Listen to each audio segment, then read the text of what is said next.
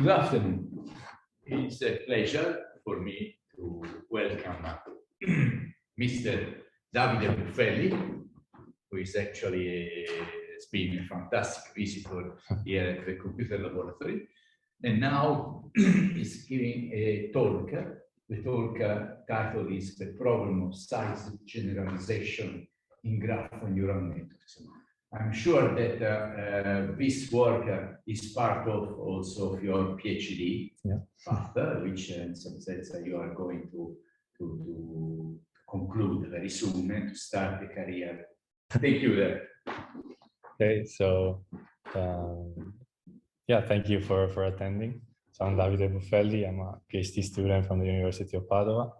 And today I'm going to talk about the problem of size generalization in graph neural networks. We're going to see what it is, what are the current approaches in literature that try to tackle it. And then I will present the work we did in this area. If you have any question at any point, just feel free to interrupt me. Okay, so I think at least most of you here already know a lot about graph neural networks, so I'll keep the introduction very brief. So graph neural networks are neural networks that work on graph structured data, and they work by exchanging messages between nodes.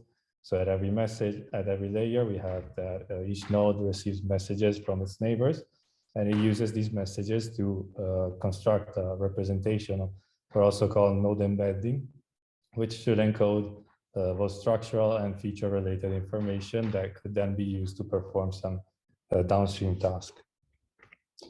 Just to go slightly in a bit more detail, if we use HB to indicate the node embedding for node B, then at the beginning we just set it to be equal to the input features of the node. And then at every layer we have that there is a permutation invariant function. Is it phi? I never remember how to pronounce it. That aggregates the representation of the neighbors of the node V into a message M. And this message is then passed to another function, which is learnable and usually a neural network, that together with the previous representation, it produces the new representation for the node. And usually when we use them for downstream application, we have kind of a encoder-decoder architecture where the encoder is a graph neural network that constructs these node embeddings. Then we have a decoder, which performs a downstream task. It could be node classification, graph classification, link prediction, and so on. Usually the whole system is trained in an end-to-end manner. And the main focus of this talk will be on graph classification. So we have a set of labels, and we want to assign the right label to every input graph. So what is the problem of size generalization? So graph neural networks are designed to operate on graphs of any size. However, something that we observe in practice is that if you train them on graphs of a certain size and then you test them on graphs of a different size, then performance tends to decrease. And there are many examples in literature. Here I just cited some of them. And it is also worth mentioning that there are some papers that do not specifically focus on the task of size generalization. However, they do some experiments in which they train on small graphs and they test on large graphs. And what they observe is that in general, it is very hard to generalize. And however, it can be useful to provide, when you provide the right constraints or inductive biases dictated by the problem you're dealing with. So usually these are constraints obtained from domain knowledge. However, even if you know the right constraints to put, it is still very hard to obtain size generalization. So we are far from having solved this problem. There is still a lot of work to do. So at this point, you might wonder, but why do we care about size generalization? And here I've put three motivations. The first one, it is very common for graphs in the same domain to vary in size. So take, for example, social networks.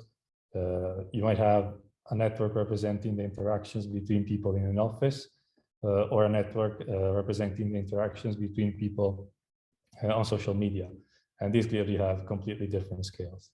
Another motivation is that in many cases, it is much easier to obtain labels for smaller graphs than it is for large graphs. One example here is that the recent area of using neural networks for combinatorial optimization. So here you want to train the networks by showing them some instances of the problems together with their solutions, and of course, obtaining solutions for combinatorial optimization problems on large instances is extremely problematic.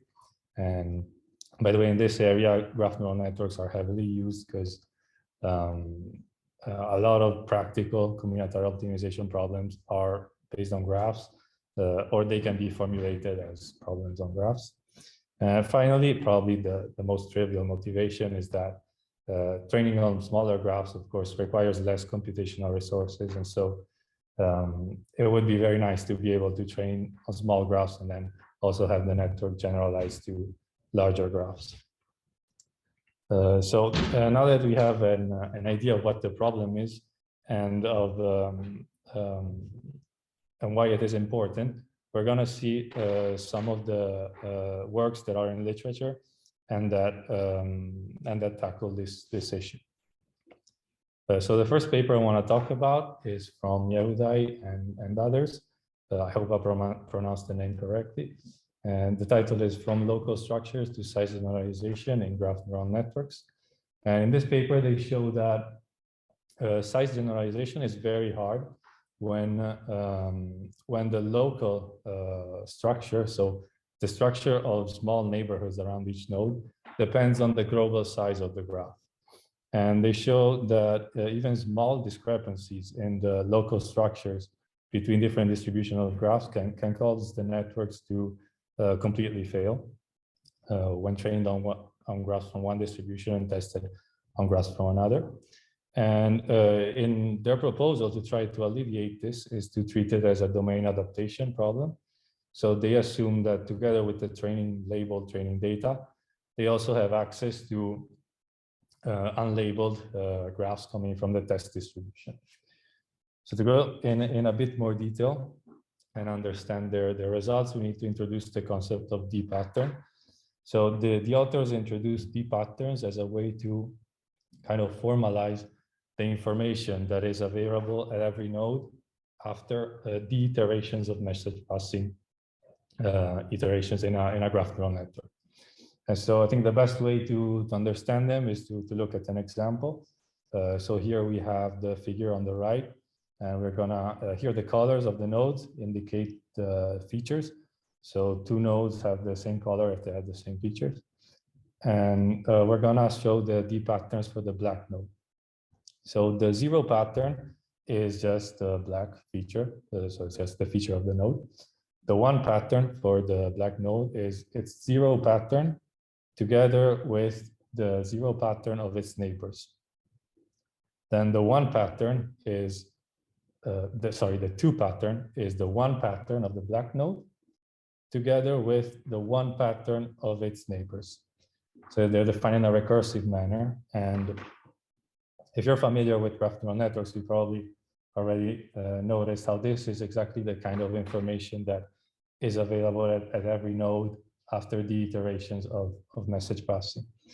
And so the result is saying that, say you have two distributions of graphs, and in these two distributions, you have that in the graphs coming from one distribution, there is at least one D pattern, which never appears in graphs from the other distribution. Then you can obtain a graph neural network that solves the task perfectly on the graphs from one distribution, and yet it fails with arbitrarily large error on all graphs from the other distribution.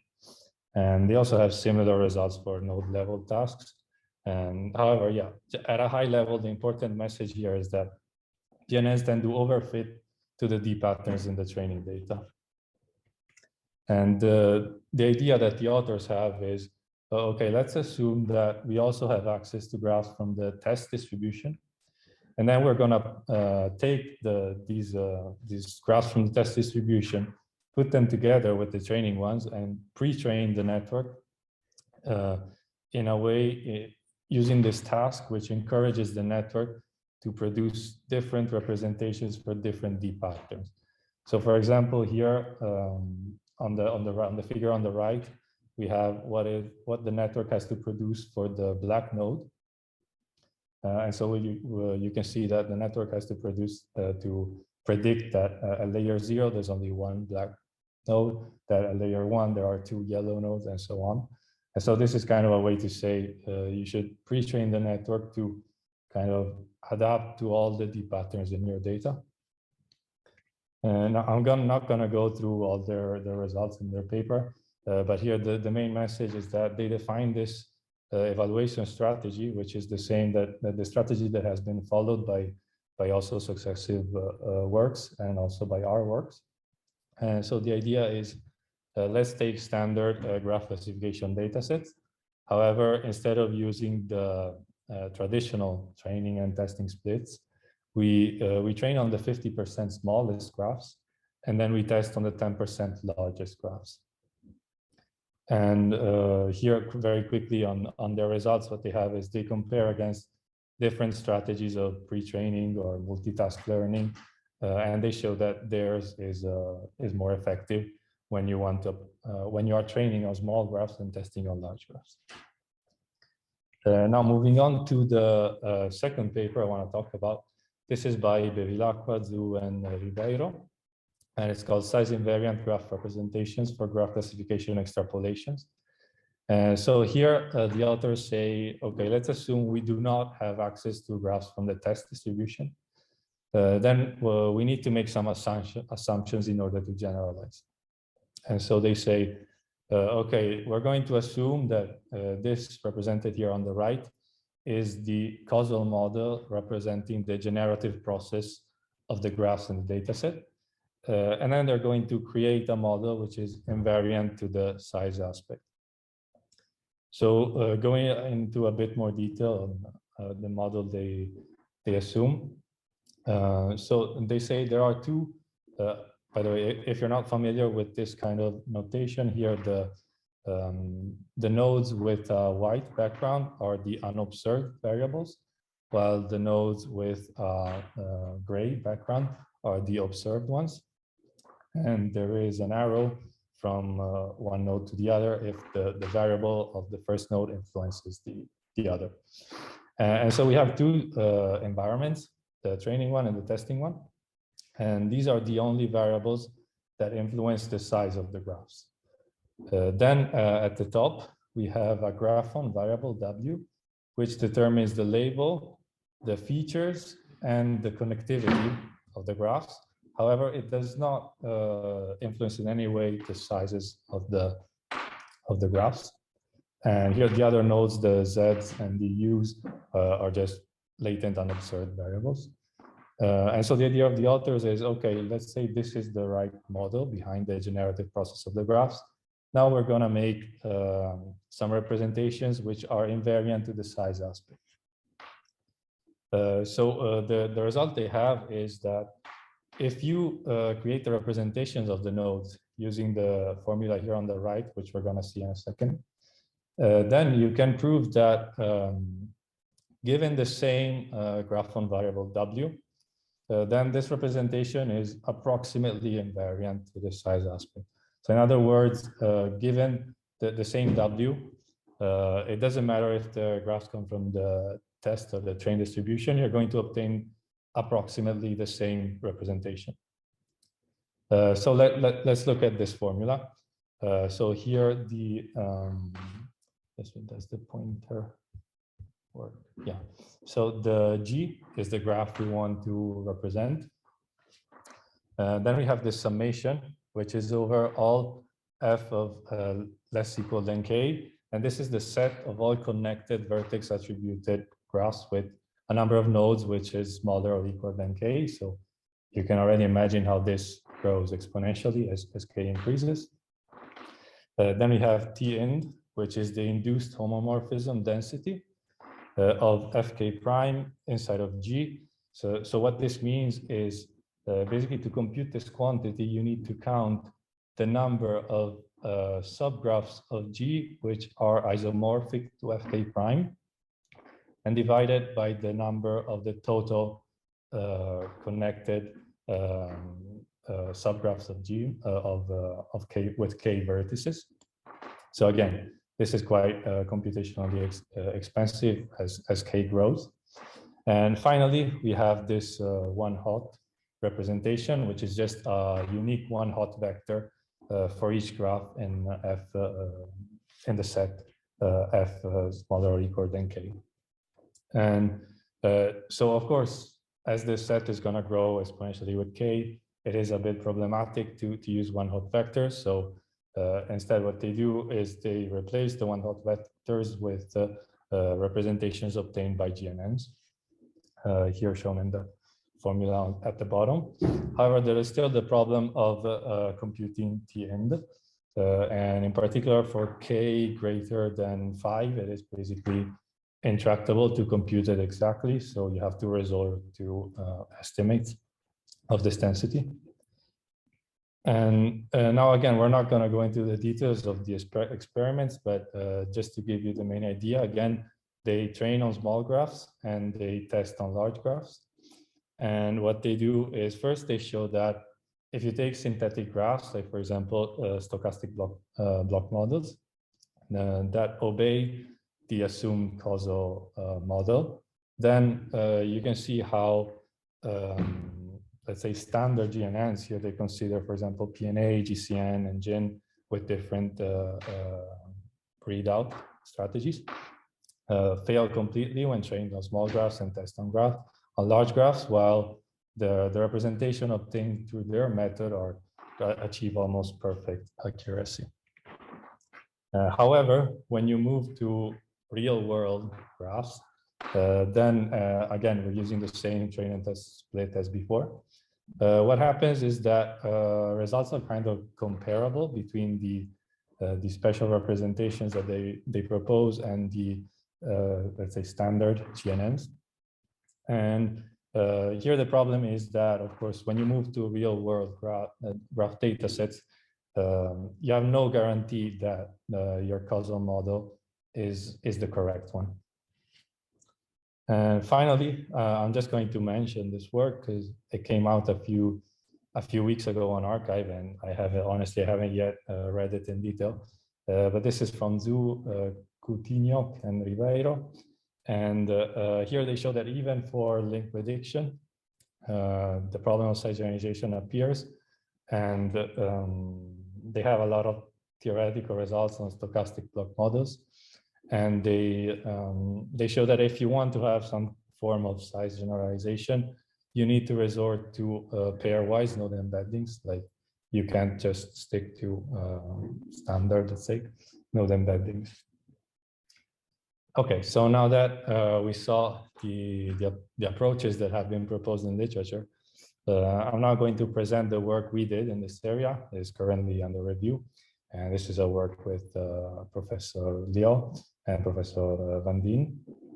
And it's called Size-Shift-Reg, a regularization method for improving size generalization in graph neural networks.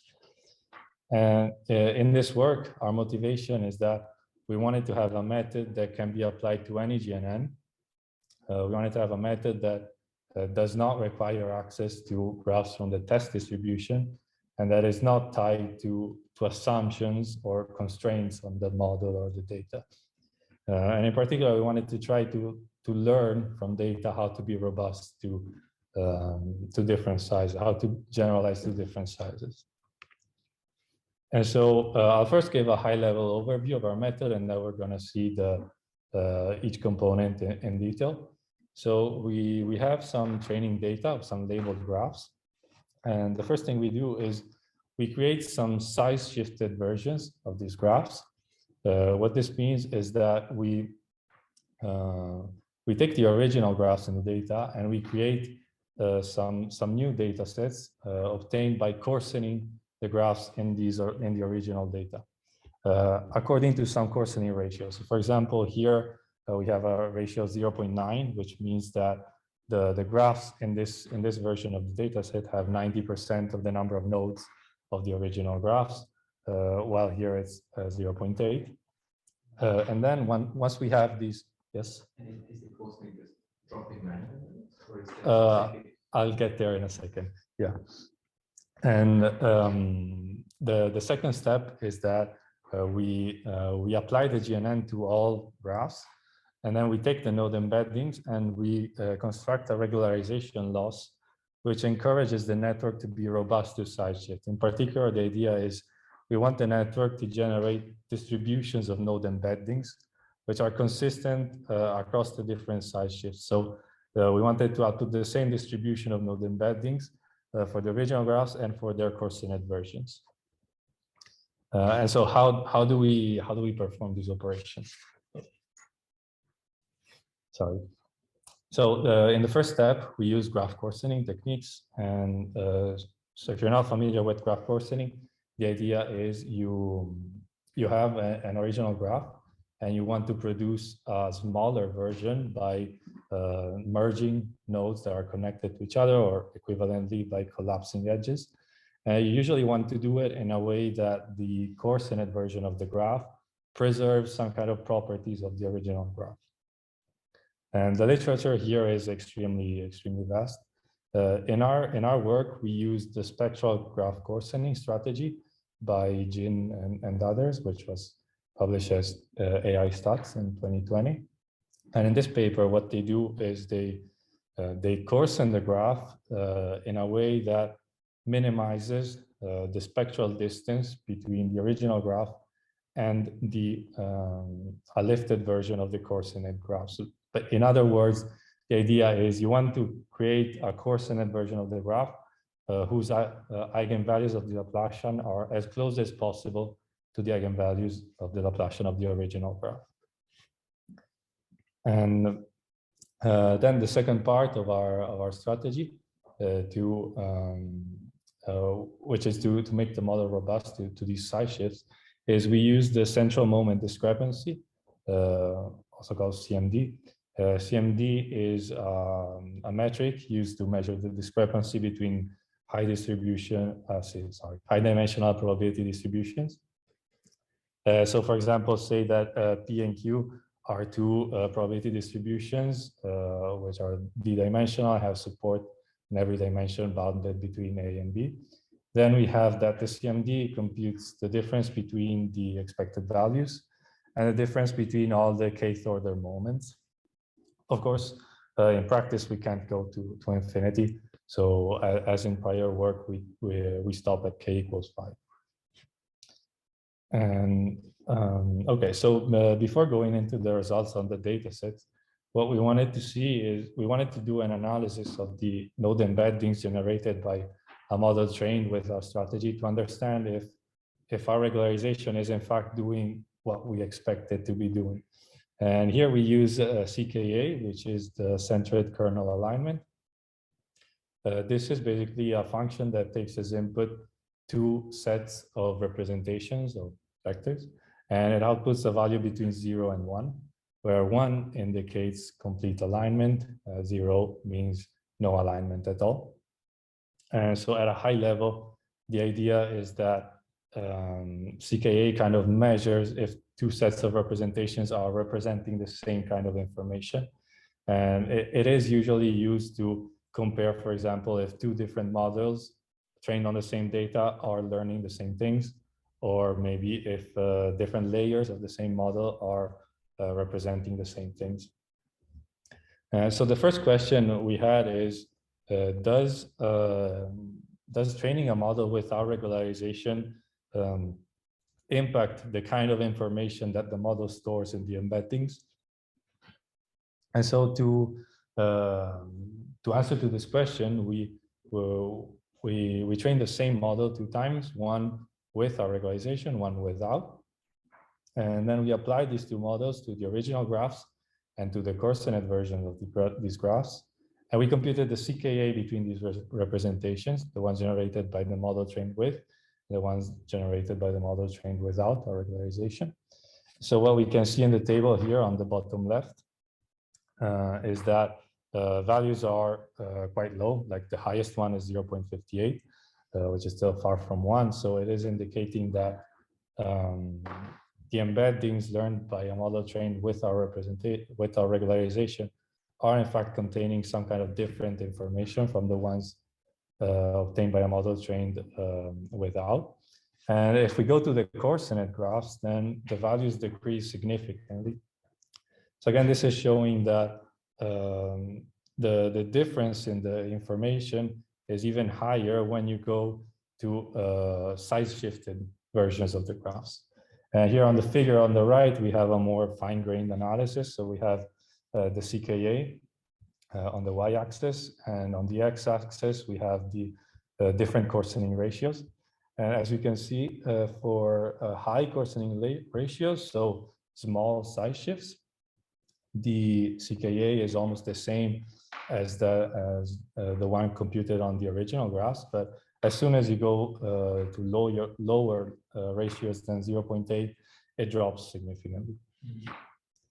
Then the second question we had was, is our regularization actually making the model more robust to size shifts? And so here we took a model and we trained it on the data, and we used it to compute representations both for the original graphs and the coarsenet version of the graphs for different coarsening ratios here on the x-axis. And we trained it once with our regularization shown in pink, and without our regularization shown in blue. And we can clearly see that training a model with our regularization makes it much more robust to size shifts, and the difference grows larger as the coarsening ratio decreases, so as the size shifts become stronger. Okay, so now we can move on to some results on the data set. So here we use the same setting as prior work, train on the 50% smallest and test on the 10% largest. Just to give you an idea, the average size of the test graphs is between 3 and 9 times larger than the average size of the graphs in the training data. And so the first results I want to show are what happens when you apply a regularization to some popular GNN models. Here we consider PNA, GCN, and GIN. And here for each data set, we have the columns with the X are the ones trained without regularization. The columns with the ticks are with our regularization. And what we see is that our regularization is always beneficial to the performance, and it leads to improvements that go from 21 to 30% across data sets. Then we compare these standard GNN models trained with our regularization against the same models, but trained with IRM. IRM stands for invariant risk minimization.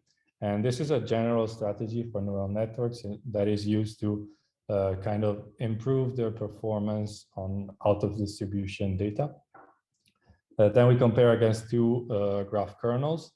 Then we compare against RPGIN, which is a graph neural network, which has an expressivity which is strictly higher than the one with Fadder-Lehman, if you're familiar with these topics. And finally, we compare against the E-invariant models from Bevilacqua and others that we saw previously. So the conclusions we have is that IRM does not seem to be effective on graphs. We're not the first to observe this, but we confirmed this trend. IRM does not seem to work well on graph structured data. Then kernels have performance which is highly dataset dependent. So if you look at the WL kernel, it performs really well on the first two datasets, but then it acts like a random classifier on the other two. And for the GC kernel, it actually performs well on one data set and then fails completely on the other. And so yeah, training on small graphs and testing on large graphs is a problem even for graph kernels.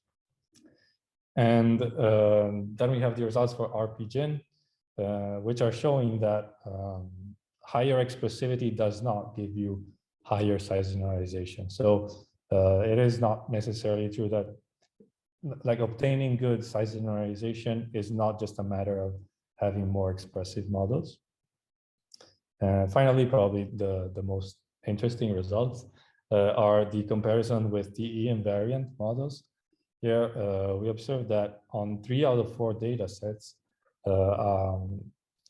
we call it standard GNN trained without regularization, obtains the best performance.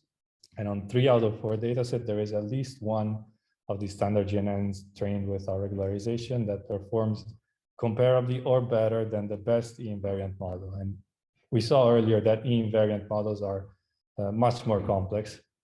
And however, they are tied to the assumptions made on the causal graph. And so on real world data, it is hard to know exactly the kind of generative process behind the graphs in your data. And a strategy like ours that tries to learn how to be robust could be more effective. Finally, we have some ablations. So we tried to apply different coarsening strategies. So for the previous results, we use SGC. Then here we also compared against MLGC, which is another specialized graph coarsening technique. It was proposed in the same paper as SGC. Then we compared against 2 baselines, which are obtained by spectral clustering, indicated with SC, and with k-means clustering, indicated with k-means. And so we can see that basically our regularization strategy is quite robust to the choice. However, usually the specialized graph coarsening methods lead to a bit of a higher average value. Finally, the last ablation, we tried what happens when you use different coarsening ratios in our regularization. So we tried different ratios between 0.1 and 0.9. Then we tried combinations of 2 coarsening ratios, and then we tried using all of them. And what we saw is that when you use very low coarsening ratios, you tend to get size shifts that are too strong. So the graphs you obtain kind of lose all their information. And so you don't get very good performance. And in general, we saw that 0.8 and 0.9 is a very good default value that leads to the best performance on 3 out of 4 data sets. And yeah, with this, I'd like to thank you all for listening. If you have any question, feel free to ask me or send me an email. Yeah. Thank you.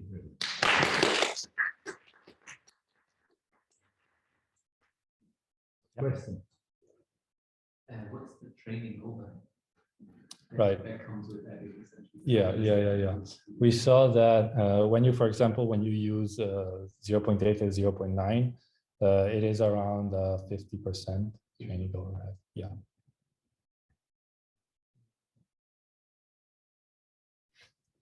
Sorry, there's one on the chat, I think.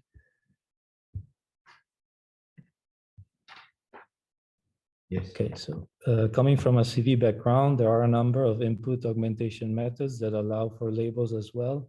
Cut, mix, mix up. How does graph data not allow this as well? I'm not too familiar with cut, mix or mix up, to be honest. But I think in general, augmenting data in graphs is a bit more tricky than in images, because for example, take the example, the simplest thing you could do is either drop out nodes or drop out edges. However, you're never sure if by dropping out edges you're actually keeping the informative content of the graph, while in images you always it's more easier to come up with augmentations that retain the important information that you care about. Yeah, I hope this kind of answers the question. I've asked this question in the past, but just for interest of the audience and to hear it again. The premise is that by simulating a size shift to smaller coarsened versions of your training data set, this helps you in generalizing to larger instances. So, you know, how did you arrive at that idea, or like, do you think there are some ways that we can justify this intuitively or theoretically? Yeah, so yeah, that's definitely one of the most interesting conclusions of our work, that you know, being robust to size shift in let's say downwards direction helps you also to generalize upwards, let's say. And I don't know, to me it kind of makes sense. Like, you are trying to be robust to size shifts, so you don't really you don't care too much about the direction. It's more about being robust to a shift in the size. And however, yeah, as we saw in the results, the data set we have test graphs which are between, on average, 3 to 9 times larger than the ones in the training data. And I'm sure if you go to higher ratios, then it is more difficult to obtain good performance. And however, yeah, at the moment, I don't have any theoretical motivation of why it works. Yeah. So I think this goes to the previous one, actually, physics as well. So like the renormalization group, there's the beginning like references to this in the graph. I'm not aware of any, but yeah, if you can send me some stuff, I'll be interested in looking into it. That's kind of different because then you want to see how like physics depends on scale. So if you use like this renormalization group, you get some like partial differential equations, which describe like how the shape of the system changes as you change like the scale. Right. And you observe just yeah, that could be interesting to look into. Yeah.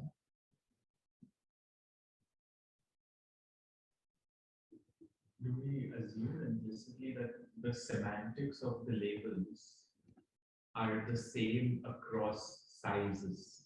Like maybe the distribution of labels is similar in Yes, small yeah. graphs and large graphs? Yeah, you are making this assumption. Yes. I mean, it kind of course, if you have a task where training on small graphs does not tell you anything on how to solve the task on large graphs, then there's really no way to generalize, I guess. It's not bad. It's not no. Just like the random. Okay. Now my question was: is there a specific category of graphs, like different models of graphs, which are more sensible to this shift in the size, or it is a problem that is, let's say, general across different modalities? Do you mean different graph neural networks, or? No, because I was thinking that the first word that you mentioned was analyzing the pattern of the nodes. To me, it seems more vulnerable for example, a preferential attachment type of graph, since more nodes means also a different connectivity of the nodes. But if instead of changing the distribution, like of the degree of the nodes, you just add more nodes, which do not affect so much distribution of single nodes. Yeah, in yeah. Cases, the GNN more robust, or is still it surely should be by the results they have in their paper, and yeah, I would expect it to be more robust. And yeah, it is a good question on are there some kind of graphs in which it is easier to obtain size generalization? And yeah, but I would say in literature there are mostly examples of poor size generalization. It's hard to find examples of good size generalization. Let's suppose there is a company selling goods, and so there is some recommendation engine going on. If a company is going well, it grows in terms of people. If a company goes badly, loses things. Is there anything from the history that could be used for this size generalization? It could be. Yeah, if you would have to make the assumption that the information at a certain time is also informative of like behavior at different time steps, then. Well, it's usually you may lose segments of people liking something, or because it starts, let's say that people buying tennis racket, and it comes that they are not so good, and so you are starting seeing the drop of a certain segment, you know, and so there is some kind of I don't know if because in these networks are rarely static. There is also some dynamic processes going on. Sometimes it's a sort of homeostasis, so that you have somebody in and somebody out, and maybe that they are of similar composition, or just to say.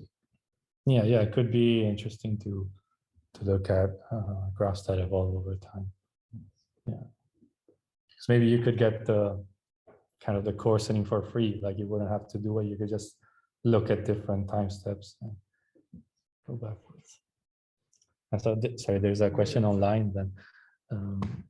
When GNNs fail due to size shift, do they fail with low confidence prediction, or do they fail more severely with high confidence prediction? Okay, so I don't think there has been any analysis on the confidence, but I would imagine it is with high confidence. Yeah. Okay. Do you think that a cause of vulnerability could be kind of the result function for graph level tasks, for example? Because, for example, the summary aggregator is obviously more sensitive. Yeah, I would expect that too, but if you then look at, if you look at the results by Bevilacqua, then actually there's no here they have for PNA, GCN, and GIN. They use when there's nothing written, it's the sum. Otherwise, it's mean and max aggregated, and there's no one that does really well. So it seems like, I mean, at least I like the interpretation of Yehudai and others of this idea of you kind of overfit to the deep patterns in the data, and so it doesn't seem like the aggregation strategy, it could make you get good performance by itself. So it seems that there's really a problem of learning non-embeddings per se. Yeah, I would say so. Yes. Let's thank the speaker.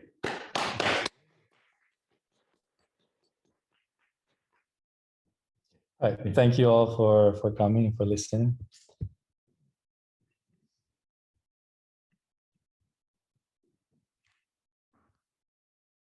I should get soon the